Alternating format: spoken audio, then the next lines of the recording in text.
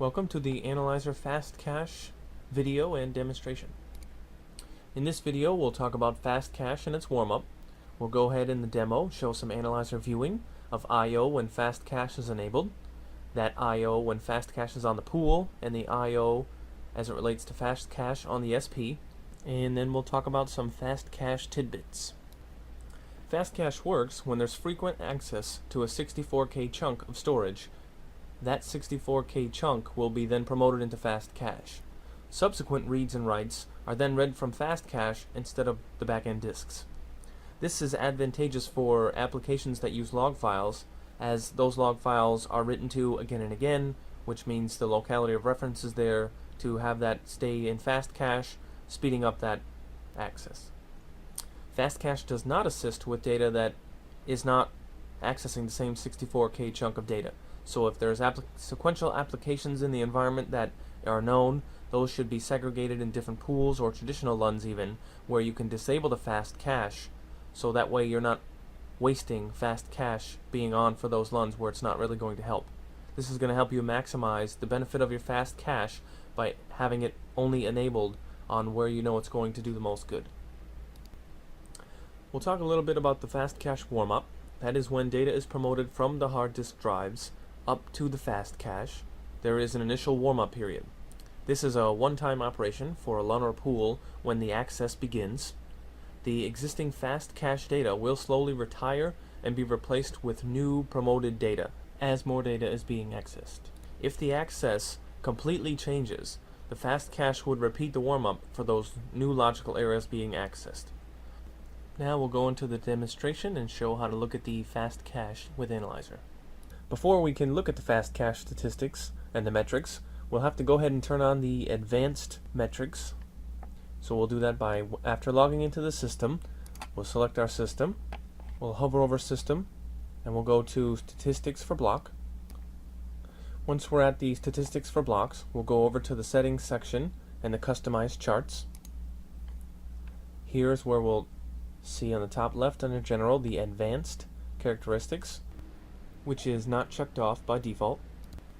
We want to make sure that's checked off, and then we'll go ahead and hit OK. Once we have the advanced settings enabled, then we'll be able to see the metrics for Fast Cache. To see the metrics, you'll just go down to the performance details section. For the metrics, you can select an SP, and you'll see that now we have a Fast Cache 30 pages and Fast Caches flushed. And if we select the storage pool itself, you'll see that we have the Fast Cache statistics there. Here I'll go ahead and open up an archive I have previously saved off when Fast Cache was enabled. For more information on opening and saving archives, see the Analyzer intro video in the Analyzer series.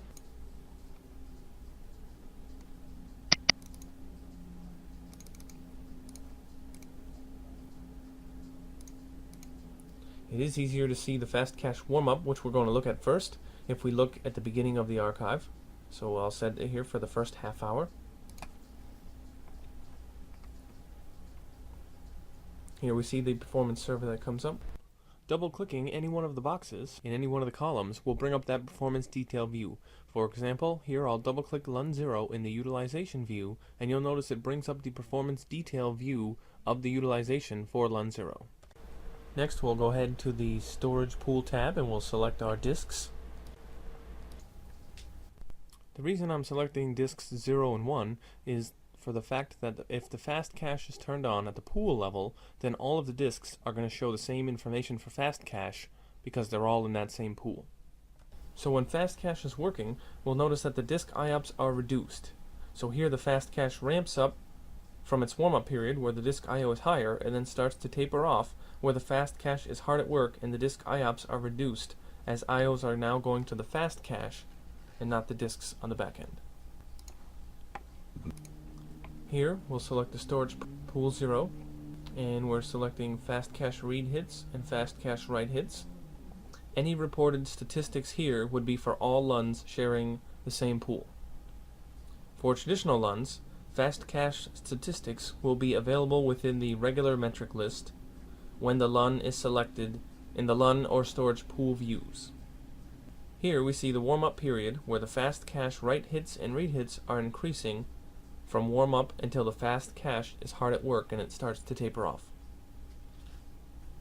Now we'll go ahead and unselect the pool. We'll go over to the SP tree. We'll select the SPs. And we'll go down and look at the fast cache information for the SPs. Here is the SP level view of the fast cache and the dirty pages that the fast cache is taking up. This is showing the fast cache warm-up on the SP level, where you can see how as more and more things were promoted, the fast cache became more utilized. The dirty pages is the cache as it is being filled up.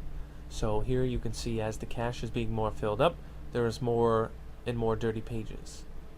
The forced flushes would be if the system had to go ahead and force what's in cache out to the backend disks. Now with the fast cache, this doesn't need to happen as the data is going to stay in the fast cache for use, so you don't see any forced flushes here. So here are some tidbits on fast cache. Fast cache is not suitable for I/O workloads that are extremely random. So small block random access across several hundred gigabytes of logical space is not going to promote anything into fast cache. Remember, as I said earlier, the 64K chunk, if accessed repeatedly, is what's going to get promoted into the fast cache. I/O loads that do benefit may still warm up over a few hours. In this demo, we had small logical address range that we tested that eventually places nearly all of the data being accessed within the fast cache. Having access locality across multiples of fast cache effective capacity will reduce your fast cache effectiveness. This means if you have many traditional LUNs, for example, and they all have fast cache enabled, and they're all being written to the same 64K chunks, then the fast cache will be getting promoted at such a high rate that it will reduce the effectiveness of your fast cache, as new things need to be promoted again and again. For more Analyzer, see these other videos in the Analyzer series.